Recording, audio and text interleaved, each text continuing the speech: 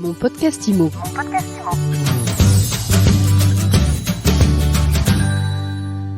Bonjour et bienvenue dans ce nouvel épisode de Mon podcast IMO. On parle rénovation énergétique aujourd'hui avec deux invités de marque pour un rendez-vous qui va devenir récurrent.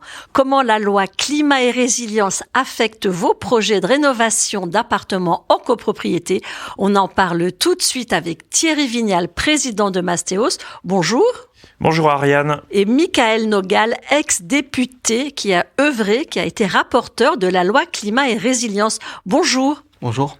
Alors, le cadre de la loi, Michael, vous avez contribué à l'écrire. Vous nous rappelez les grandes lignes de la loi climat? Oui, d'abord, très brièvement, la loi climat et résilience, elle vise à réduire l'impact du bâtiment sur l'environnement en favorisant la rénovation énergétique. On est parti du principe que 23% des émissions de gaz à effet de serre en France sont liées au bâtiment, au tertiaire et au résidentiel, et que ça représente 45% de la consommation d'énergie. Et donc, quand on traite des sujets climatiques, on est obligé de s'intéresser aux bâtiments. Pour donner un ordre de comparaison aux personnes qui nous écoutent, on parle beaucoup de l'avion et du secteur aérien. Le secteur aérien, c'est entre 2,5% et 3% des émissions de gaz à effet de serre en France. Donc voilà, si on veut avoir un impact sur l'environnement, il est primordial de toucher le bâtiment et en particulier les logements. Donc, on s'intéresse à sa maison, à celle qu'on met en location, si on est bailleur, plus finalement qu'à ses voyages. Voilà, disons que chacun peut faire des efforts sur différents plans, mais en tout cas, pour le logement, on a souhaité dans la loi climat et résilience encourager les propriétaires bailleurs à rénover leur logement, et l'obligation demain de rénovation va porter d'abord sur les propriétaires bailleurs et pas sur les propriétaires occupants, parce qu'on part du principe que le propriétaire bailleur a une responsabilité pour un tiers, la personne qu'il met dans le logement qui est son locataire. Donc c'est important d'accompagner, et dans la loi climat et résilience, on a mis un calendrier justement pour donner de la visibilité à tous les Français, à tous les professionnels, en se disant on sait maintenant que à partir de 2025, si je veux louer un logement, je devrais le rénover, par exemple pour les logements classés G, 2028 pour les logements classés F, et 2034, vous voyez, on parle déjà d'une échéance à plus de 10 ans pour les logements classés E. On va revenir sur les détails, sur les échéances. Thierry, comment est-ce que cette loi, elle bouleverse, ou en tout cas elle impacte à minima votre modèle économique aujourd'hui? En tout cas, la spécificité française de cette loi, c'est qu'elle fait porter le devoir de rénovation énergétique sur les bailleurs, sur les investisseurs locatifs.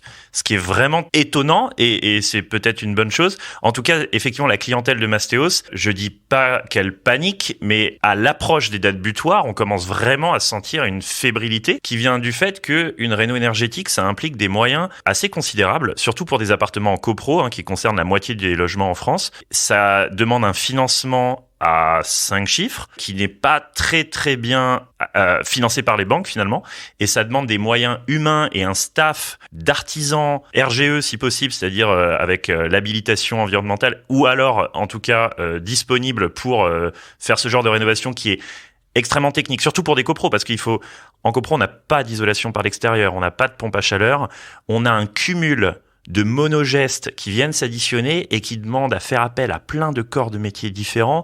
Quand on refait une isolation par l'intérieur, on a du placo, on a dû tirer le radiateur à tuyauterie, donc on a dû faire intervenir un chauffagiste, on a les moulures à refaire, on a l'électricité parce qu'on a tiré les prises. Bref, c'est un enfer opérationnel et financier, et ça fait peur. Vos clients, à vous, ce sont des agents immobiliers qui ont comme clients donc des propriétaires bailleurs qui mettent en location ou qui ne peuvent plus mettre en location. Vous avez des chiffres à nous communiquer? Alors, nos clients, c'est des gens en direct. Donc, nous, Mastéos, on fait de l'investissement locatif clé en main. L'un des métiers de cette offre clé en main, c'est la réno énergétique, qu'on ouvre aujourd'hui, notamment avec un partenariat avec EDF, à tous les Français qui ont besoin de faire une rénovation énergétique. En l'occurrence, sur les chiffres, c'est surtout nous, on opère dans les milieux urbains type Paris, Bordeaux, Lyon, et en l'occurrence, c'est vraiment un logement sur 2 qui est concerné. Voire plus, je crois que Michael, t'as les chiffres, mais moi, de ce que je vois, c'est un client sur 2 qui a une passoire thermique. Ouais, c'est 5 millions de logements à peu près qui sont concernés. Surtout dans les grandes villes. FSG. À Paris, c'est quoi? J'ai pas les chiffres pour Paris, mais on a un parc haussmannien en plus vieillissant, et sur lesquels, comme tu l'as dit, la rénovation est plus difficile qu'ailleurs. Sur les nouveaux bâtiments, en tout cas les bâtiments récents, faire de l'isolation par l'extérieur, ça pose pas de problème. En ville, à Paris, sur des bâtiments haussmanniens, c'est problématique. et parfois pas autorisé, tout simplement. Est-ce que vous pouvez nous rappeler, Mickaël, les échéances de la loi? Aujourd'hui, les logements classés G ne peuvent pas être mis en location? Alors, il y a une première étape qui s'est appliquée à partir de 2022, c'est le gel des loyers des passoires énergétiques. C'était un premier signal qu'on voulait envoyer aux propriétaires bailleurs en disant voilà, c'est une première contrainte, vous n'allez pas pouvoir augmenter les loyers, il ne pourra pas suivre l'IRL, donc qui est l'augmentation annuelle habituelle. Et demain, à partir de 2025, puis 2028, puis 2034, ce sont des logements qui sont classés G, F ou E dans le DPE, dans le diagnostic de performance énergétique, qui lui-même a été largement revu. Et j'insiste sur ce point parce qu'en fait, il y a quelques années, on ne regardait que la consommation d'énergie et on s'intéressait assez peu à l'impact environnemental et les émissions de gaz à effet de serre. Aujourd'hui, si vous êtes mal classé en termes d'émissions de gaz à effet de serre, même si votre logement ne consomme pas beaucoup, eh bien, vous allez être pénalisé puisqu'on retient la moins bonne des deux étiquettes. Donc, très concrètement, vous êtes E en consommation d'énergie, mais vous êtes G en émissions de gaz à effet de serre, par exemple parce que vous vous chauffez au fioul, au gaz, peu importe, et que votre logement est mal isolé, eh bien, vous allez être classé G, puisqu'on retiendra la moins bonne des deux étiquettes. Est-ce qu'ils ont du mal ou est-ce qu'ils comprennent facilement ces nouvelles règles, vos clients? On a enchaîné les sondages et à mesure qu'on fait ces sondages, on se rend compte de la prise de conscience où à peu près tout le monde dans le grand public connaît cette mesure contre les passoires thermiques. Et de plus en plus, les gens parlent de DPE avant de parler de prix. Donc, demander quelle est sa note au DPE, c'est presque devenu une conversation de comptoir tellement c'est rentré dans les consciences collectives. Néanmoins, je trouve que le marché ne reflète pas encore suffisamment dans les prix des passoires thermiques, cet effort énergétique qu'il y aura à faire. Par exemple, à Paris, on a des discounts sur les prix des passoires thermiques qui est largement inférieur à 10%. Or, une réno énergétique, ça coûte 1 000 € du mètre carré. Quand on est sur un G en haussmannien, c'est le minimum absolu. Donc, les prix ne compensent pas encore le coût de la rénovation énergétique. Et ça veut dire que le marché, bien qu'il commence à en prendre conscience, ne prend pas encore la loi au sérieux, peut-être parce qu'il pense que l'agenda sera décalé, comme ça a été le cas pour les audits, je crois, ou alors qu'il y aura des exemptions en pagaille face à la difficulté technique de réaliser ces travaux avant les dates butoirs. Donc le marché en prend conscience, mais n'y croit pas, et ça se reflète dans les prix. Alors, il a raison de ne pas y croire, le marché, Mickaël? Non, le marché n'a pas raison de ne pas y croire. Au contraire, le marché devrait s'adapter, et en particulier, les professionnels ont un rôle à jouer, et je salue le succès de Massios, parce que c'est vertueux, c'est-à-dire l'investissement locatif, c'est intéressant pour les Français, et la rénovation énergétique, ça va de pair avec l'investissement locatif. On a besoin de réduire l'impact environnemental du bâtiment. On a besoin de faire en sorte que les gens vivent mieux dans leur logement, et on a aussi besoin de réduire la consommation d'énergie. On parle beaucoup de sobriété énergétique, et plus ça va aller, je le dis à tout le monde, je veux pas alerter non plus, être trop négatif, trop pessimiste, mais c'est une réalité. Le changement climatique, il s'impose à nous tous. C'est pas parce qu'on ne le veut pas que ça ne va pas se passer. On voit déjà les températures augmenter, on voit déjà les catastrophes naturelles se multiplier, devenir de plus en plus intenses. Il y a clairement un problème qu'il va nous falloir régler, et pour ça, la réponse, c'est pas de décaler le calendrier. C'est pas en fermant les yeux sur ce qui est devant nous qu'on réglera le problème. Au contraire. Donc, il faut qu'on travaille sur le financement. Il y a une partie de la réponse qui est du côté des pouvoirs publics et l'autre qui est du côté du privé. Thierry l'a dit tout à l'heure, mais c'était côté banque, il y a un vrai manque, et le gouvernement travaille aujourd'hui avec les banques pour essayer de créer de nouvelles offres, parce que c'est un sujet qu'elles maîtrisent assez peu et sur lequel elles ne veulent pas trop aller, parce que là aussi c'est difficile de se projeter. Accorder un crédit à un ménage sans savoir ce que va devenir le marché immobilier, sans savoir si les règles demain vont être aménagées ou pas, c'est très difficile de se positionner, y compris quand on est un financeur. Et donc on doit travailler dessus, mais moi je compte bien à ce que le bâtiment, le logement prenne sa part dans les efforts pour réduire notre impact environnemental. Donc on ne rêve pas, on s'y met tout de suite. Comment on s'y prend pour gagner une lettre à minima? Après, techniquement, c'est assez facile en théorie. C'est surtout financièrement que le problème se pose.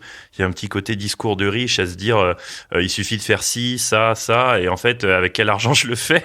C'est même si on est écolo, il y a un moment, une réno énergétique, c'est en moyenne entre 25 et 30 000 € en France pour une réno globale. Donc, il faut les trouver. trouver. Mais alors pour te répondre, comment on fait pour gagner une LED ? Sur une maison individuelle, c'est très facile. Il y a que 2 gestes en fait qui permettent de gagner autant de LED qu'on veut. C'est ITE PAC. Voilà. Donc c'est isolation par l'extérieur.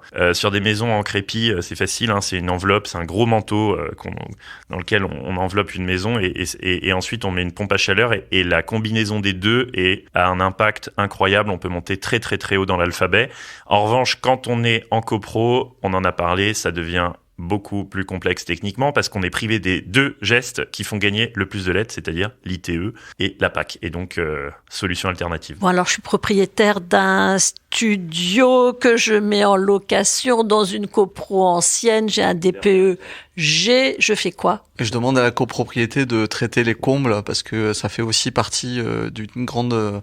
La déperdition d'énergie et de chaleur passe beaucoup par les combles. Donc absolument, on a longtemps pensé que c'était les fenêtres parce qu'en fait on perçoit l'air qui passe à travers les fenêtres. Le sujet il est plus sur l'enveloppe, donc isolation par l'extérieur, sur les combles, sur les systèmes de chauffage. Et donc quand on a un studio dans une copropriété, on discute avec le syndicat des copropriétaires pour mettre en place ce qu'on a créé dans la loi climat et résilience, c'est le plan pluriannuel de travaux, qui est le document qui vise en fait à projeter la copropriété dans les travaux qui devront être réalisés sur les prochaines années pour permettre justement à ce que la performance énergétique et environnementale de tous les logements de la copropriété soit la meilleure possible.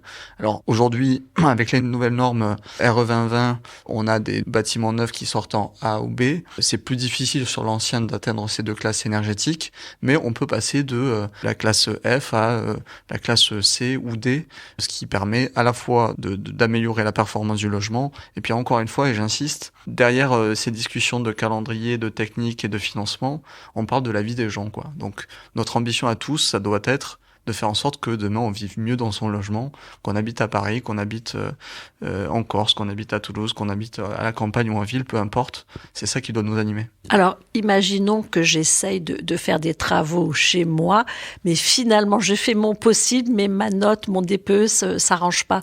C'est possible? Qu'est-ce que prévoit la loi dans ce cas de figure? Alors, la loi prévoit 3 motifs d'exemption, notamment les contraintes patrimoniales et architecturales. On parlait de Paris et des bâtiments haussmanniens. S'il n'est pas possible de sortir, vous avez votre logement, votre studio qui est classé G. Si malgré vos efforts individuels, vous ne pouvez pas sortir de cette classe énergétique, vous ne pourrez pas être inquiété sur le plan judiciaire, sur le plan pénal, de la location de ce bien. L'essentiel est la philosophie de la loi climat et résilience. Ce qu'il faut se dire, c'est à partir du moment où moi, propriétaire bailleur, j'ai fait tout ce qui était en mon pouvoir pour améliorer la qualité de mon logement, derrière, vous n'êtes pas tributaire des contraintes architecturales ou patrimoniales, ou alors si le coût des travaux est totalement disproportionné par rapport à la valeur vénale du bien, on comprend que c'est difficile à faire. Si vous avez un logement qui est estimé à 100 000 euros et que vous devez faire des travaux de 60 000 euros, bon, c'est très compliqué et sauf, c'est possible, hein, encore une fois, c'est pas parce que il y a la partie interdiction dans la loi, et puis il y a la partie encouragement. On a dit tout à l'heure, on a distingué les propriétaires occupants et les propriétaires bailleurs. Aujourd'hui, les aides publiques pour rénover son logement, elles sont ouvertes à tous les propriétaires. Donc moi, le message que je veux faire passer aussi, c'est que quel que soit le type de location, quel que soit le type de propriété, que vous mettiez sur les plateformes comme Airbnb, que vous louiez votre logement en longue durée ou que vous l'habitiez, votre propre logement, eh bien, aller vers la rénovation, c'est bénéfique pour tous, c'est bénéfique pour la planète, c'est bénéfique pour vos enfants, c'est bénéfique pour tout le monde. Merci pour ces précisions. Michael, on apprend plein de choses dont les professionnels de l'immobilier n'ont pas toujours conscience, Thierry. Oui, comme je disais, le marché a pas l'air d'y croire, en tout cas en regardant les prix, donc peut-être que ces exemptions, faudrait pas trop les ébruiter parce que ça confirmerait un peu le biais de marché qu'on observe. Le vrai sujet, je pense que tout le monde est d'accord pour rénover son logement. J'ai jamais rencontré quelqu'un qui s'y opposait par principe. Encore une fois, c'est une affaire de financement. Donc sur le financement, il y a effectivement un effort de l'État de travailler avec les banques pour proposer des nouveaux produits type éco-PTZ. En fait, quand on va voir les banques, les banquiers, on se rend compte que les produits sont juste pas calibré, mais à un niveau vraiment technique. C'est-à-dire que même le logiciel ne comprend pas ce produit et donc le banquier n'arrive pas à le rentrer dans le logiciel. Ça se joue à des niveaux. Les banques ne savent pas distribuer ce genre de produit. Bon bref, elles jouent pas le jeu.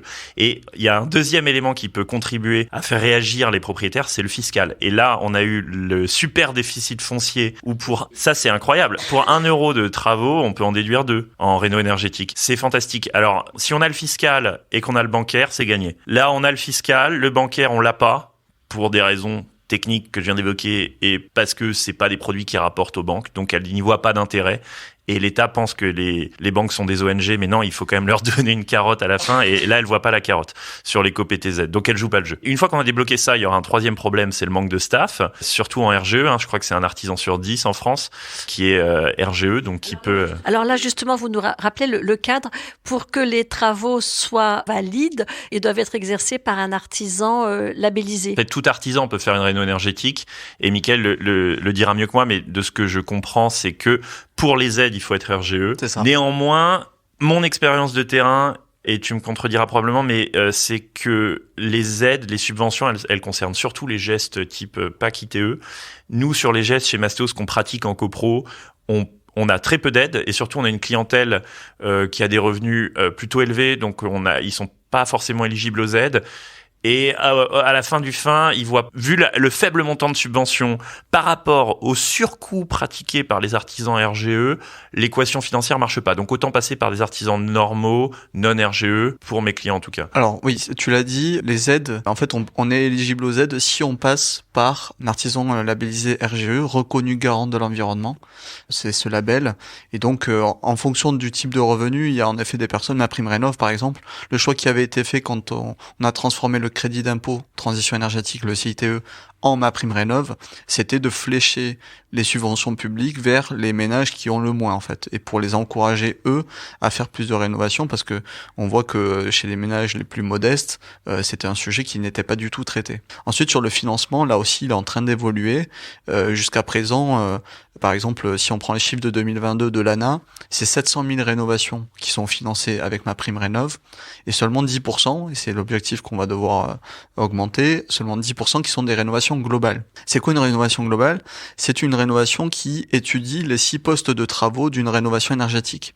Donc on parle de l'isolation par l'extérieur, on parle de l'isolation des combles, des planchers, des menuiseries, du système de chauffage, et donc tout ça en fait doit être regardé pour essayer d'aller vers une rénovation qu'on appelle globale et performante, et plus ça va aller et plus on va flécher les financements, qu'ils soient publics ou privés, vers cet objectif de rénovation globale, parce que c'est le meilleur moyen d'atteindre une classe énergétique qui soit la meilleure possible. Le pourcentage, en tout cas, que reçoivent nos clients investisseurs locatifs sur des rénaux, il est très faible. À tel point que ça justifie pas de passer par un artisan RGE, parce que du côté artisan RGE, la réalité de terrain, c'est que on va avoir des devis beaucoup plus cher parce que le label RGE va être survalorisé dans le devis et ça va surcompenser les économies perçues via les subventions.